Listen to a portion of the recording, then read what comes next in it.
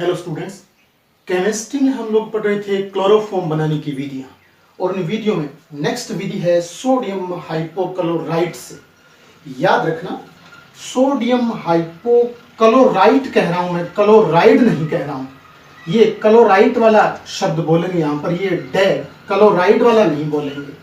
याद रखना क्यों बोलेंगे, क्योंकि इस यौगिक में, और ध्यान दीजिए आप, धनावेशित के साथ दो ऋणावेशित परमाणु एक साथ लगे हैं।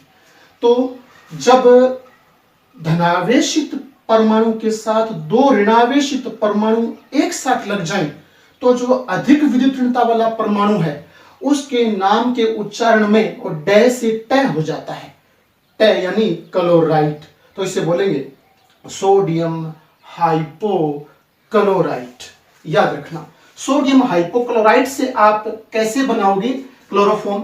याद रखना, पहले आप पहले पद में और NaOH लेकर के और उसमें Cl2 प्रवाहित कर दोगे और ये उत्क्रमणीय रूप से संपन्न होती है अभिक्रिया और यहां सोडियम हाइपोक्लोराइट बन जाएगा।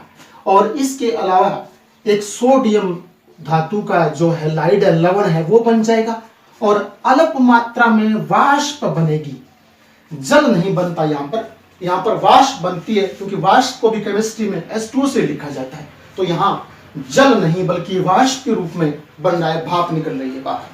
अब पहले पद में आपने देखा कि NaOH में आप जब Cl2 प्रवाहित करते हो तो सोडियम हाइपोक्लोराइड बनता है और साथ में सोडियम धातु का लवण बनता है और वाष्प बाहर निकलती है। अब आप क्या करोगे, इसी सोडियम हाइपोक्लोराइड को आप या तो डालिए एल्कोहल में या डालिए कीटोन में। तो फिर आगे क्या बनेगा, तो पहले मैं यहां एल्कोहल ले रहा हूं। एल्कोहल में आप याद रखना, जैसे CH3 और CH इकट्ठा लिखकर इसके नीचे OH और यहां R लगा देता हूं। मैं बता चुका हूं क्लोरोफॉर्म बनाने की विधि में आप या तो यहां लेते हो एल्कोहल या लेते हो कीटोन। और एल्कोहल में कोई सा एल्कोहल हो सकता है, यानी यहां R बराबर एल्किल समूह भी हो सकता है, R बराबर H भी हो सकता है।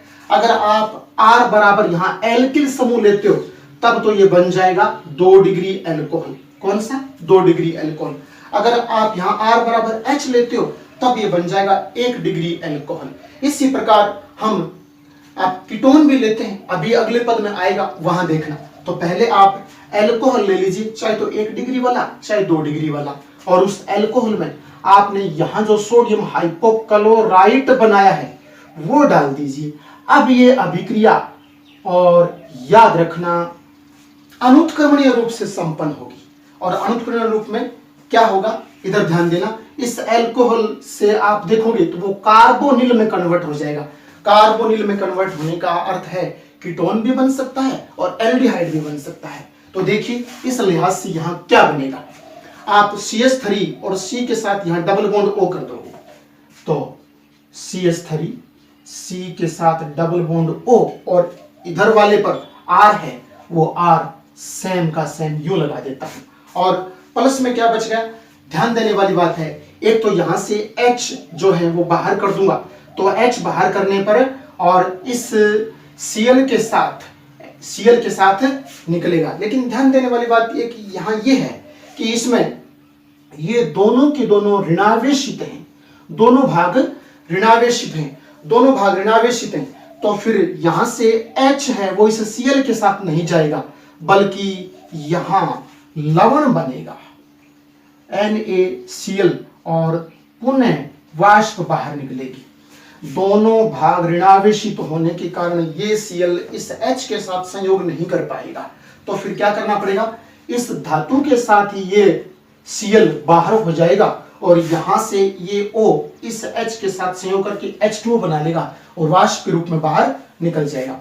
अब यहां ध्यान देने वाली बात ये कि ये देखिए, ये कीटोन भी हो सकता है और ये एल्डिहाइड भी हो सकता है। अगर यहां मैं एल्किल ग्रुप मानूं, CH3 मानूं एक कार्बन वाला, तब तो ये कीटोन होगा। और हो सकता है यहाँ पर H भी हो सकता है, क्योंकि मैंने बताया आप लोगों को कि एलोफॉर्म यानी क्लोरोफॉर्म और आइडोफॉर्म बनाते समय आप इस R के स्थान पर एल्किल ग्रुप भी ले सकते हो और R के स्थान पर H भी ले सकते हो। अगर यहाँ H माना जाए तो CH3CHO ये एल्डिहाइड हो जाएगा। तो फिर याद रखने वाली बात तो ये हो गई यहाँ कि जो क्लोरोफॉर्म है वो एल्कोहल से भी बनाई जा सकती है और कार्बोनिल यौगिकों में एल्डिहाइड और कीटोन से भी बनाई जा सकती है।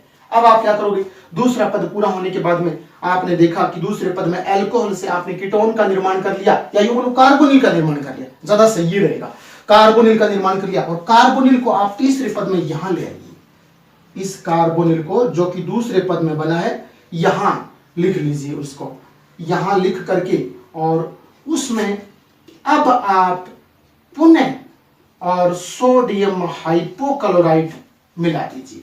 सोडियम हाइपोक्लोराइड मिलाओगे तो ध्यान देने वाली बात कि यहां 3H हैं, इन 3H को मैं बाहर कर दूंगा इस Cl से, तो यहां 3H तो कार्बन के बॉन्ड पूरे करने के लिए लगे हुए, तो 3H के स्थान पर 3Cl आ जाएंगे ताकि कार्बन के बॉन्ड हैं वो पूरे रहें।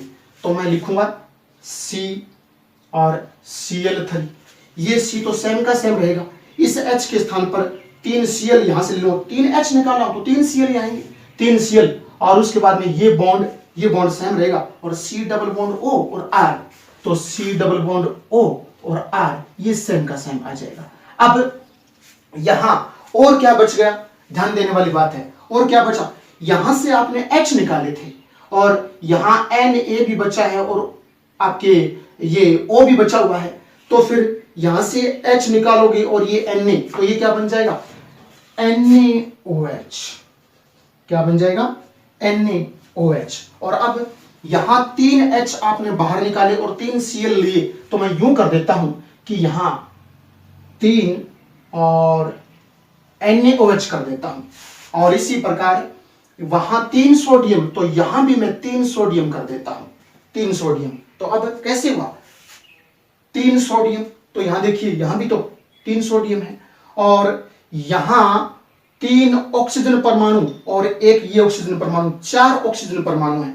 तो यहां कितने हैं, यहां 3 ऑक्सीजन परमाणु और एक ये वाला 4 ऑक्सीजन परमाणु, और कार्बन यहां 1 और 1 2 है, तो कार्बन यहां भी 1 और 1 2 है। हेलोजन Cl की बात करूं, Cl यहां 3 है, यहां कितने Cl है 3 है, तो यहां भी तो 3 Cl है। इस प्रकार से ये संतुलित है। तो तीसरे पद में क्या हुआ, दूसरे पद में बने हुए कार्बोनिल यौगिक में आपने सोडियम हाइपोक्लोराइट प्रवाहित किया, तो ये एक विशिष्ट यौगिक बन गया जिसे हम क्लोरल कार्बोनिल कहते हैं।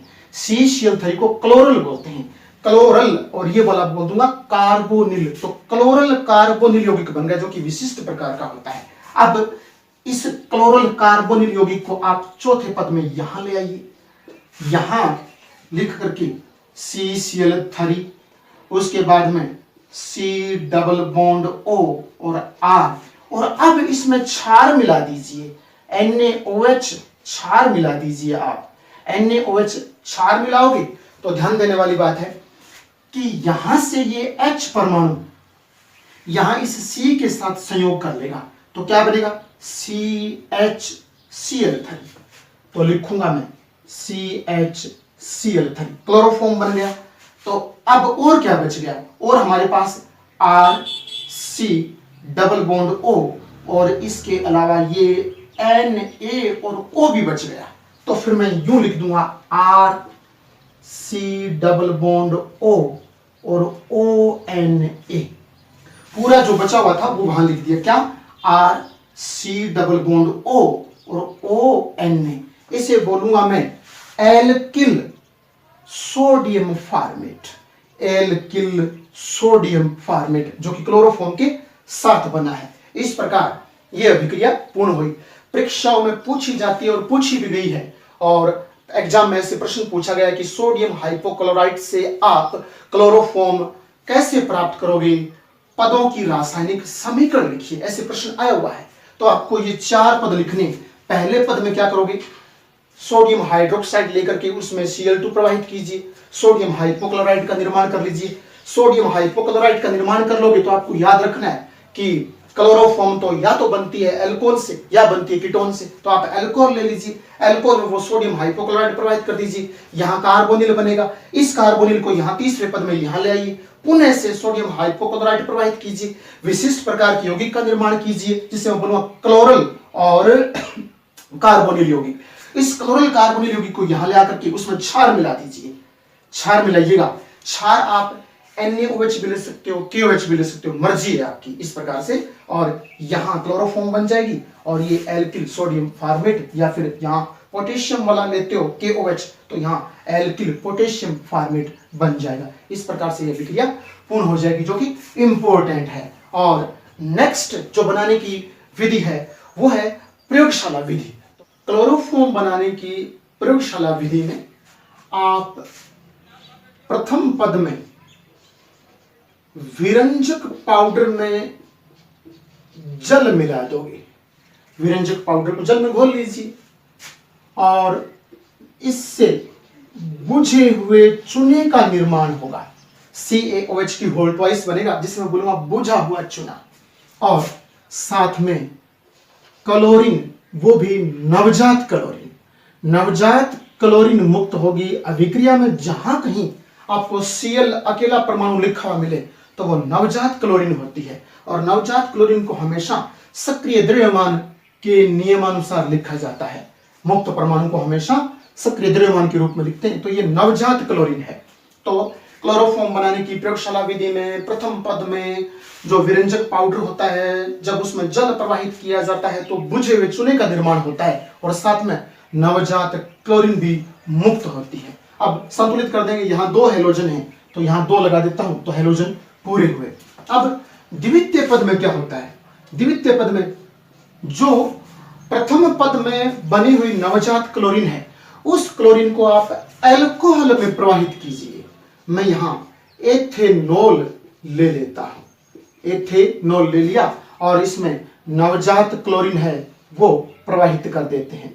नवजात क्लोरीन प्रवाहित करने से ध्यान देने वाली बात है कि इसमें से H परमाणु इस Cl के साथ बाहर हो जाएगा, जो बच जाएगा वो लिख देंगे, तो क्या बच जाएगा CH3 CH और यहां से O आ जाएगा, CH3 CHO, तो एल्डिहाइड बन गया, CH3 और CH और O लिख दूंगा और साथ में HCl मुक्त हो जाएगा। तो अब ध्यान देने वाली बात है कि यहां हेलोजन देख लेते हैं, यहां हेलोजन एक ही है और वहां भी हेलोजन एक है, लेकिन H परमाणु की बात करूं तो यहां आपके 5 हैं और यहां 5 और 1 6 हो गए। तो फिर यूं कर लेते हैं, जैसे यहां 2 लगा दूं और यहां 2 लगा दूं। अब देखते हैं संतुलित हुए कि नहीं हुए। हेलोजन 2 तो इधर भी हेलोजन 2 हो गए। H परमाणु कितने हुए, यहां 3 और 1 4, 4 2 6, यहां कितने हुए 3 और आपके 2 5, 5 और 1 6, ठीक है ना। इस प्रकार से हेलोजन परमाणु भी संतुलित हुए। अब द्वितीय पद में आपने क्या किया, अल्कोहल में और जो नवजात क्लोरीन प्रथम पद में बनी थी उसको प्रवाहित किया और आपने एसिड एल्डिहाइड प्राप्त कर लिया। तीसरे पद में क्या होगा, तीसरे पद में आप जो द्वितीय पद में बना हुआ एसिड एल्डिहाइड है उस एसिड एल्डिहाइड में अधिक मात्रा में नवजात क्लोरीन प्रवाहित कीजिए। यहां तो आपने दूसरे पद में तो अपेक्षाकृत कम मात्रा में प्रवाहित की थी नवजात क्लोरीन, यहां आपको आधिक्य में प्रवाहित करनी है, आधिक्य यानी अधिक मात्रा में। तो आप इसके नीचे लिख देना आधिक्य, इसका अर्थ हुआ कि नवजात क्लोरीन आप अधिक मात्रा में प्रवाहित कर रहे हो। नवजात क्लोरीन अधिक मात्रा में प्रवाहित करने से यहां क्या होगा, यहां से 3 हाइड्रोजन इस नवजात क्लोरीन से हट जाएंगे और हट जाएंगे तो क्या बनेगा C और यहां ले लूंगा 3 हेलोजन तो CCl3 CCl3CHO जिसे क्लोरल कहा जाता है, CCl3CHO बन जाएगा यहां पर। तो यहां 3 लगा देता हूं और यहां 6 लगा देता हूं जिससे संतुलित हो गए, क्योंकि यहां पर 6 क्लोरीन, तो देखिए 3 ये रहे क्लोरीन और 3 ये वाले हो जाएंगे तो 6 संतुलित हो गई। अब तीसरे पद में जो क्लोरल बना इस क्लोरीन को मैं यहां ले आता हूं और यहां ला करके और इसमें जो आपके बुझा हुआ चूना है वो डालेंगे। तो बुझा हुआ चूना पहले मैं यूं इस प्रकार से बुझे हुए चूने का जो सूत्र है वो लिख देता हूं। बुझे हुए चूने का सूत्र देखिए, CaO दो बार और H दो बार। तो देखिए CaO भी दो बार है, H भी दो बार है, तो O भी दो बार है, H भी दो बार है। इस प्रकार बिखेर कर लिख सकते हैं। फिर यहां अब इसमें ये क्लोरल एल्डिहाइड है वो डाल दीजिए। क्लोरल एल्डिहाइड भी आपको ध्यान देने वाली बात है कि इसमें आपको दो अणु लेने पड़ेंगे, दो अणु। तो मैं इस प्रकार से यूं लिख देता हूं इसे, CCl3CHO और एक यहां CCl3CHO। अब इस प्रकार से लिखने के बाद में आप क्या करोगे, आप ये वाला और ये वाला यौगिक है इसमें से इतना बाहर कर दीजिए। कैसे? इस C के साथ H तो CHCl3, इधर से भी C के साथ H तो CHCl3, तो दो बार CHCl3 बाहर हो जाएगा। तो यहां हम लिख देंगे CHCl3 और प्लस में और क्या बच गया, और देखिए Ca बचा और इधर O भी बचा, इधर भी O बचा और इधर आपके CHO और CHO दो बार बच गए। तो फिर में एक यौगिक बनता है कैल्शियम की, आप जानते हो संयोजकता दो होती है, तो इसकी दो संयोजकता और इनके साथ संयोग करके यौगिक बनाएगी, जिसका मैं सूत्र इस प्रकार से यूं लिख दूं, HCOO की होल ट्वाइस और Ca, HCOO की होल ट्वाइस Ca, जिसे बोलते हैं कैल्शियम फार्मेट। क्या बोलते हैं? Calcium format. और इस प्रकार से यहां इसे संतुलित भी कर देते हैं, यहां यूं लगा देता हूं तो ये संतुलित हो गई। तो अंतिम पद में क्या हुआ, बुझे हुए चूने में आप क्लोरीन को प्रवाहित कीजिए तो आपको क्लोरोफॉर्म प्राप्त होगी। इस प्रकार से ये क्लोरोफॉर्म बनाने की प्रयोगशाला विधि है वो पूर्ण हुई और इसके भी पद परीक्षा में पूछे जाते हैं। हालांकि पूरा वर्णन तो नहीं पूछा जाता है, लेकिन अक्सर यूं एक बार एग्जाम में पूछा गया है, 2015 के एग्जाम में पूछा भी गया है कि क्लोरोफॉर्म बनाने की प्रयोगशाला विधि के पदों की रासायनिक समीकरण लिखिए। तो फिर आपको चारों पद हैं उनकी समीकरण इस प्रकार से लिखनी होती है, तो थोड़ा ध्यान रखिएगा। अगर आप एल्कोहल के स्थान पर और कीटोन लेते हो तो क्लोरोफॉर्म कैसे बनेगी, आप देखिए। प्रथम पद तो यही होगा कि आप विरंजक पाउडर में जल मिलाइए और बुझे हुए चूने का निर्माण कीजिए और नवजात क्लोरीन मुक्त होगी।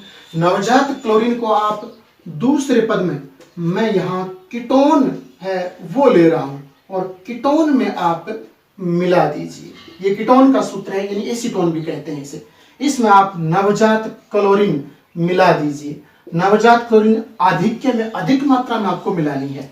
तो क्या होगा, ध्यान दीजिएगा, यहां जितने H उतने ही H इस Cl परमाणु से प्रतिस्थापित हो जाएंगे। तो यहां 3 Cl आ जाएंगे कार्बन के बॉन्ड पूरे करने हेतु।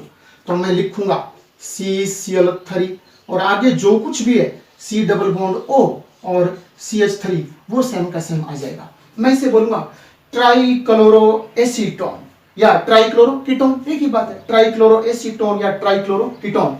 और प्लस में यहां से HCl बच जाएगा, HCl बाहर कर देंगे और संतुलित करने हेतु यूं करते हैं, जैसे यहां 6 कर देता हूं तो 6 करने पर यहां 3 करना होगा। तो यहां 3 Cl ये रहे, 3 Cl ये 6 Cl पूरे हुए, बाकी सारा कुछ पूरा है। अब क्या करते हैं, नेक्स्ट पद में, तीसरे पद में क्या करते हैं, जो दूसरे पद में बना हुआ ट्राइक्लोरो कीटोन या ट्राइक्लोरो एसीटोन है उसको आप बुझे हुए चूने में प्रवाहित कीजिए। तो बुझा हुआ चूना है उसका सूत्र में इस प्रकार से यूं लिख देता हूं, इस प्रकार से यूं लिख देता हूं। और वही कि ट्राइक्लोरो एसीटोन के 2 अणु लेता हूं, यहां पर प्लस में 2 अणु लेता हूं तो CCl3 C double bond O CH3, इसी प्रकार CCl3 C double bond O और CH3। वही रूल लागू होगा कि यहां से इस प्रकार से ये आप बाहर कर लीजिए, क्लोरोफॉर्म के 2 अणु बाहर हो जाएंगे। तो बाकी जो कुछ बच गया वो लिख देंगे वहां पर। तो अपने पास क्या बना है मूल, CHCl3, यहां भी CHCl3, तो यहां CHCl3 मूल उत्पाद के रूप में बन गया। और अपने पास क्या बचा है, कैल्शियम बचा है, ये वाले दो O परमाणु बचे हुए हैं, इधर से CH3CO और CH3CO 2 बार ये बचा हुआ है। तो फिर कैल्शियम की संयोजकता 2 होती है, तो इनके साथ एक विशिष्ट यौगिक बनेगा जिसको मैं यूं लिख देता हूं, CH3 COO की whole twice Ca, CH3 COO की होल ट्वाइस Ca, जिसे क्या बोलते हैं, कैल्शियम फॉर्मेट, कैल्शियम एसीटेट, जिसे बोलते हैं कैल्शियम एसीटेट।